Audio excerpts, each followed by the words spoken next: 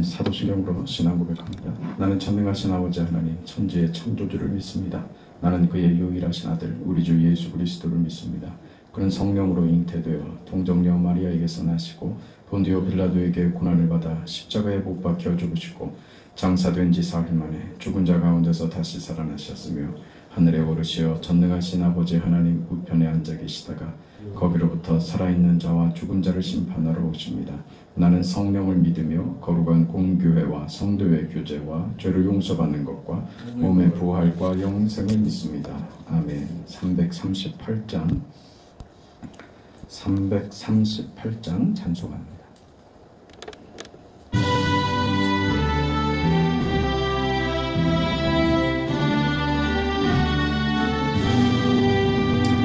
내 주를 가까이 하게 하는 십자가 짐 같은 고생이나 내 일생 소원은 늘 찬송하면서 주께 나가기 원합니다. 내 고생하는 것 옛 야곱이 돌베개 베고자 갔습니다. 꿈에도 소원이 늘 찬송하면서 주께 더 나아가기 원합니다. 천성에 가는 길 험하여도 생명길 되나니 은혜로다. 천사를 부르니 늘 찬송하면서 주께 더 나아가기 원합니다. 고기 잠 깨어 일어난 후 돌란을 쌓은 것 본받아서 숨질 때 되도록 늘 찬송하면서 주께 더 나아가기 원합니다. 아멘.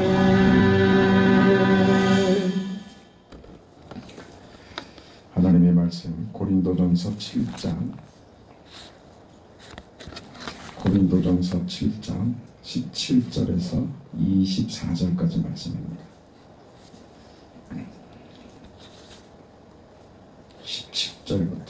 17절부터 24절까지 하나님의 말씀을 함께 읽습니다. 오직 주께서 각 사람에게 나눠주신 대로 하나님이 각 사람을 부르신 그대로 행하라. 내가 모든 교회에서 이와 같이 명하노라. 할례자로서 부르심을 받은 자가 있느냐? 무할례자가 되지 말며 무할례자로 부르심을 받은 자가 있느냐? 할례를 받지 말라. 할례 받는 것도 아무것도 아니요 할례 받지 아니하는 것도 아무것도 아니로되 오직 하나님의 계명을 지킬 따름이니라. 각 사람은 부르심을 받은 그 부르심 그대로 지내라. 내가 종으로 있을 때에 부르심을 받았느냐? 염려하지 말라. 그러나 내가 자유롭게 될 수 있거든 그것을 이용하라. 주 안에서 부르심을 받은 자는 종이라도 주께 속한 자유인이요 또 그와 같이 자유인으로 있을 때에 부르심을 받은 자는 그리스도의 종이니라. 너희는 값으로 사신 것이니 사람들의 종이 되지 말라. 형제들아 너희는 각각 부르심을 받은 그대로 하나님과 함께 거하라. 아멘.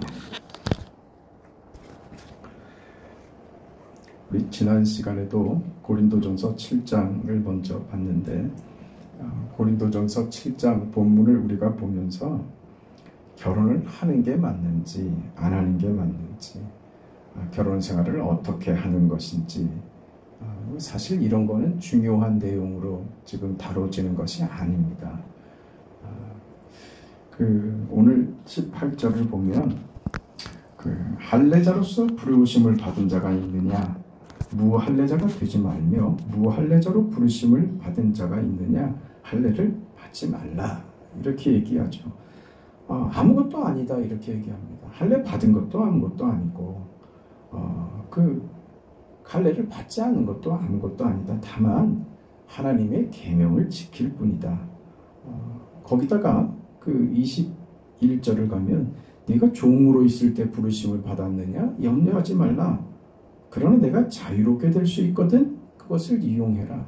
종이 됐든 종에서 풀려 자유인이 됐든 아무것도 상관없다, 지금 이렇게 얘기를 하죠. 주 안에서 부르심을 받은 자는 종이라도 주께 속한 자유인이고, 종은 그리스도께 속해 있는 자라면 그의 신분이 종이라도 그리스도께 속한 자유인이 되며, 또 자유인으로 있을 때에 부르심을 받은 자는 그리스도의 종이니라. 그러니까 모든 것이 다 상관없다, 이렇게 얘기를 하고 있습니다. 그러니까 지금 바울이 너희가 나와 같이 되라 하는 그 말이 가지는 이 핵심은 나와 같이 결혼하지 않는 게 좋다, 지금 이런 말을 하는 게 아니라 우리가 지금 살고 있는 현실, 또 어떤 조건, 우리의 지위, 능력, 이런 것들이 문제가 아니라 삶의 정황은 각자가 다른데 그것을 해결하는 것으로 기독교 신앙이 있는 것이 아니라, 어떤 상황 속에 있던, 지금 혼자 있던, 누구와 함께 있던, 내가 어떤 지위에 있던, 내가 어떤 조건으로 살던, 그것이 중요한 게 아니라 그렇게 사는 너의 그 현실에 무엇을 담고 있느냐, 이게 중요하다, 지금 그 얘기하는 것입니다. 우리 인생이 더 안전하고 평안하고, 그래서 그걸로 사람들에게 자랑하고 자신의 편안함과 안심하는 그 일상을 사람들에게 그걸 자랑해서 그걸로 자신의 신앙을 증명하고 싶죠. 그렇게 되는 것이 하나님의 뜻이고, 그렇게 되는 것이 내가 인생을 잘 살고 있고 지혜로운 것이며 하나님의 뜻을 잘 이루어가는 삶이다, 이런 생각들을 우리는 본능적으로 한단 말입니다. 근데 그런 거 아니라 그 현실이 어떠한가 하는 것이 중요한 게 아니라 그 현실에 네가 무엇을 담고 있는지, 무엇을 담았는지, 네 인생을 통해서 너의 신앙을 어떻게 확인했으며 너의 믿음, 하나님의 자녀됨을 어떻게 확인하며 살아왔는가, 그걸 지금 묻고 있는 것입니다. 이걸 위해서 지금 내가 결혼을 하느냐 마느냐, 할례자냐 무할례자냐, 자유인이냐 종이냐 구별이 없다는 것입니다. 이걸 강조하기 위하여 7장을 기록한 것입니다. 우리는 이 말씀을 들으면서 어떤 마음을 가져야 되냐 하면, 그래, 내 자리가 어때서, 내 현실이 어때서, 내가 이렇게 사는 게 이게 어때서 괜찮다, 괜찮은 정도가 아니라 이 자리는 하나님이 나에게 허락하신 귀한 자리다, 이렇게 이해하는 게 필요하단 말입니다. 이 지긋지긋하고 벗어나고 싶고 그렇게 우리 현실을 이해하면 우리는 살아내지를 못합니다. 그리고 그 인생에 무슨 감사가 찾아오겠습니까? 그저 늘 불만이죠. 왜 나는 이렇습니까? 왜 하나님 나는 이래야 됩니까? 왜 다른 사람 좀 편하게 사는 사람들이 있고, 다른 어떤 사람들은 대접받으면서 도움받으면서 그렇게 편하게 사는 사람도 있는데 왜 나는 사는 게 이렇게 힘듭니까?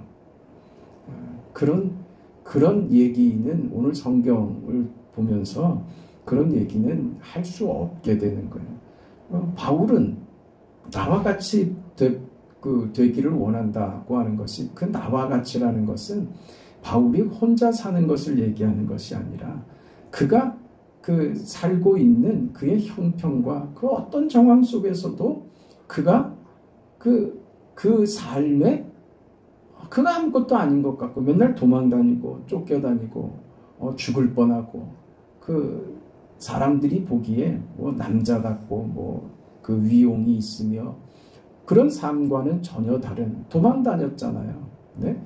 그 밤중에 광주리에 달려갔고 성벽 밖으로 달아내려서 그래서 성을 탈출하고 자신을 죽이려고 하는 세력으로부터 늘 도망다니는 도망자의 신세였습니다. 늘 불안에 쫓겼습니다. 늘 매맞았습니다. 근데 지금 바울은 이게 자신의 인생의 자랑이 됐다고요. 아무것도 아닌 것 같고 왜 인생이 저렇게 구질구질하냐, 왜 너는 인생이 뭐 이렇게 힘이 드냐, 너 뭐 잘못된 것 아니냐 싶은 사람들이 그렇게 얘기하는 그 속에 바울은요 그의 인생이 담긴 것을 배운 거예요. 자신은 그렇게 도망다닌 인생이었는데 하나님께서 그런 나의 인생에 위대한 그 삶을 담아주신 거였죠. 그것이 정말 그가 상상하지도 못했던 대단하고 위대한 삶이 되었다는 것을 그는 발견하는 것이죠. 그러니 당당하게 말할 수 있는 것입니다. 당신들도 나와 같이 되기를 원합니다. 이렇게 말할 수 있는 거죠. 오늘 우리가 할 수 있는 말이 되어야 합니다. 나는 내 형편과 내가 사는 이 삶이 나는 내게 있어서 가장 자랑스럽고 가장 적당하고 가장 좋은 자리에 하나님이 나를 이 자리에 세웠다고 믿는다. 이 믿음을 가지셔야 됩니다. 바울이 지금 그러고 있는 것처럼 말이죠. 내가 무엇을 가졌느냐 안 가졌느냐 하는 것으로는 우리의 답이 될 수가 없습니다. 세상에서 이런 것으로 우리를 비교하고 한다고 해도 우리의 현실을 나는 이것을 소유했고 너보다 더 낫고 너보다 나는 이런 부분에서 부족해서 나는 이것을 구해야겠고 그런 것으로는 우리 신앙을 설명할 수가 없습니다. 내가 원하는 대로 다 갖고 편안해지고 안심하고 내가 원하는 세상의 낙을 내가 다 누리면서 사는 것으로 우리 기독교 신앙의 감사를 이야기한다면 성경에서 이야기하는 우리 신앙의 핵심들은 다 어디로 가는 거냐 이거죠. 내가 잘나고 잘 먹고 편안해지고 하는 것이 그것이 우리의 감사의 조건이라면 거기 무슨 십자가가 있으며 희생이 있으며 헌신이 있으며 그리스도를 닮아가는 삶이 어디 있느냐 이거죠.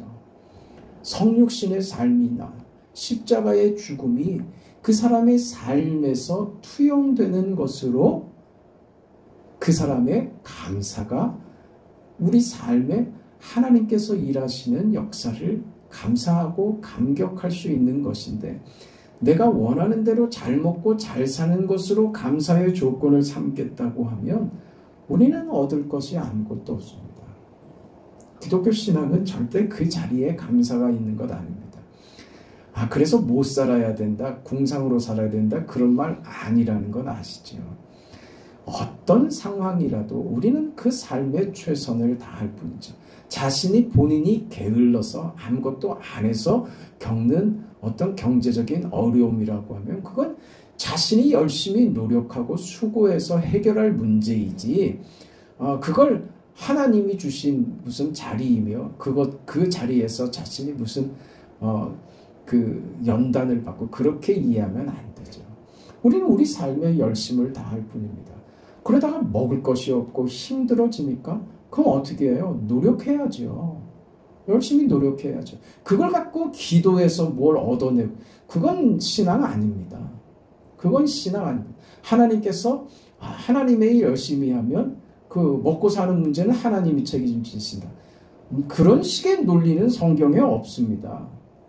내 부지런히 내 현실에 이 하나님이 허락하신 현실이라고 알라니까요. 그래서 그 현실에 열심을 하면 그 현실에 열심을 내는 사람이 밥을 굶는 일은 없습니다. 그 현실을 부정하고 아무것도 안 하려고 하는 사람이 밥도 굶지요. 그러니까 그 사람은 악순환이 반복될 뿐이죠. 그냥 늘 불만이죠. 내가 예수 믿는데 왜 나는 여전히 이 모양이지? 이 이해가 안 됐기 때문에 그런 겁니다. 내가 살고 있는 현실과 이 정황이 하나님께서 허락하신 내게 있어서 가장 좋은 자리라고 이해하지 않으면 우리는 현실을 외면하고 싶죠. 도망가고 싶죠. 그러지 말라는 거예요. 그 얘기하고 있는 겁니다. 뭐라고요? 자유인이냐? 그 자유로 그리스도의 종된 삶을 마음껏 누리며 살아라. 종이냐? 종된 자리가 너를 묶지 못한다. 그리스도 안에서 너는 자유인이다. 너의 상황과 정황이 어떠할지라도 상관없다. 그게 중요한 것 아니다. 우리는 그 현실 속에서 내가 하나님의 사람으로서 하나님이 내 삶에 이루고자 하시는 그 뜻을 이루고 살고 있는가 하는 것이 중요할 뿐이다. 이렇게 얘기하죠. 하나님의 밀알이 땅에 떨어져 썩어야 되지요. 썩어야 되죠. 이것이 마치 삼키는 것 같다. 그러지 않았습니까? 심기운다고 생각하지 않습니다. 씨의 입장에서는 내가 땅에 심겨져서 이렇게 생각되는 게 아니라 흙에 묻혀지는 거죠. 삼켜지는 것 같죠. 그래서 그 흙이 나를 썩게 만들어버리는 아주 고통스럽고 자신의 존재가 상실돼 버리고 그렇게 썩어져서 없는 것 같지요. 그게 우리 현실이라니까요. 우리 인생을 하나의 밀알에 그 비유하신 것은 그런 의미라고요. 우리 현실이 마치 나를 삼켜버린 것 같다니까요. 아무것도 아닌 것 같고 이렇게 내가 사라져버리는 것인가? 이렇게 의미 없는 삶인가 싶은 그 현실 말입니다. 그 현실이 위대한 자리라고요.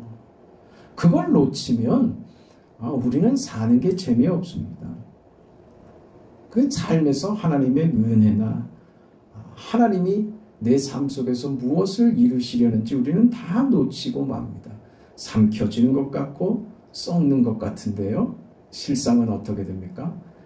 나를 삼켰다고 한 것, 나를 잡아먹은 것이 그 씨의 거름이 돼서 그 씨가 싹을 틔우고 꽃을 피우더라 하는 것이죠.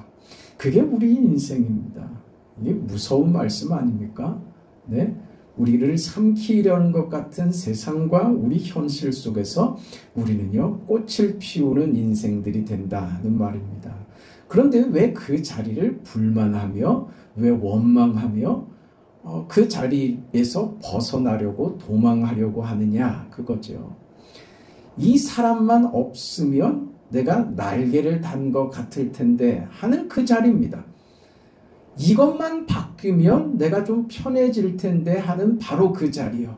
그 자리가 나를 썩게 하는 것 같은 그 자리가 나로 꽃 피우게 하는 조건이 된다고 하는 것을 놓치지 말아라.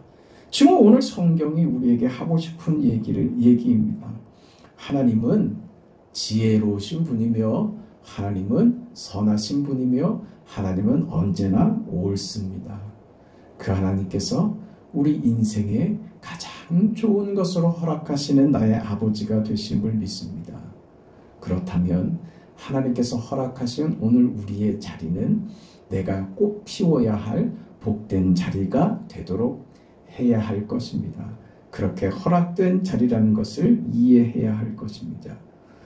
우리의 상황과 형편과 조건이 어떠하든지 그거 상관없이 말이죠. 그때 우리는 기독교 신앙의 핵심이 되는 것들을 우리 삶 속에서 발견하게 될 것입니다.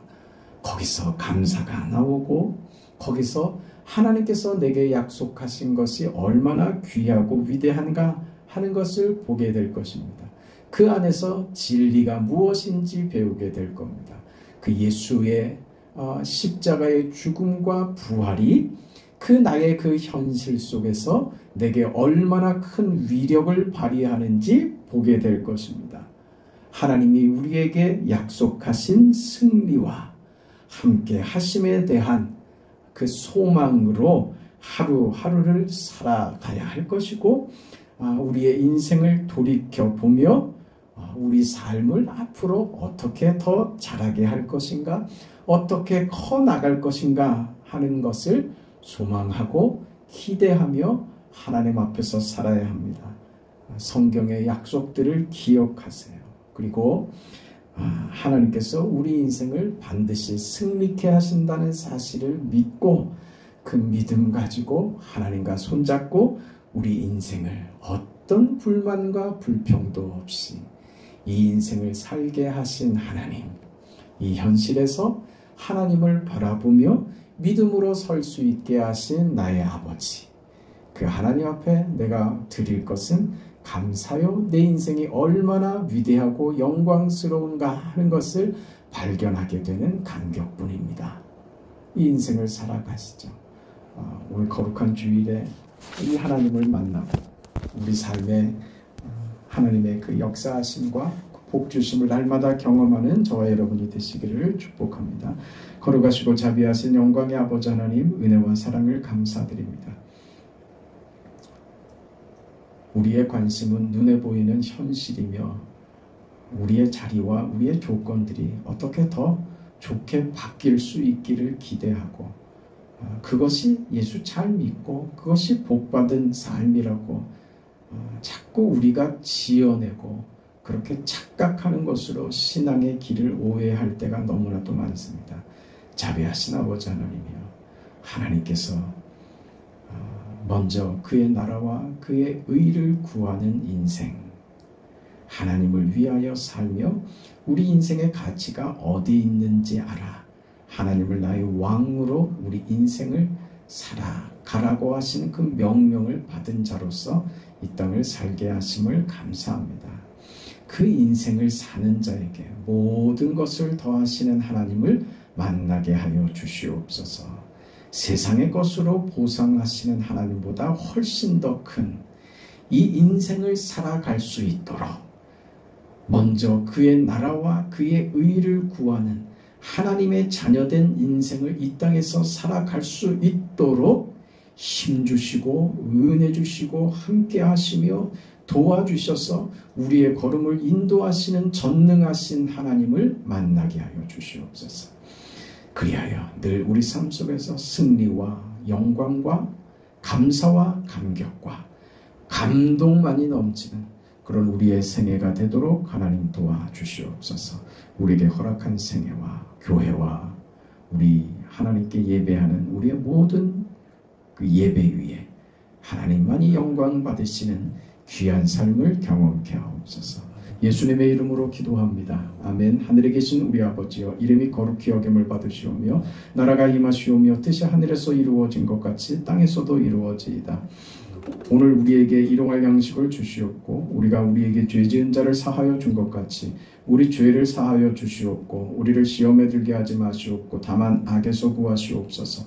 나라와 권세와 영광이 아버지께 영원히 있사옵나이다. 아멘.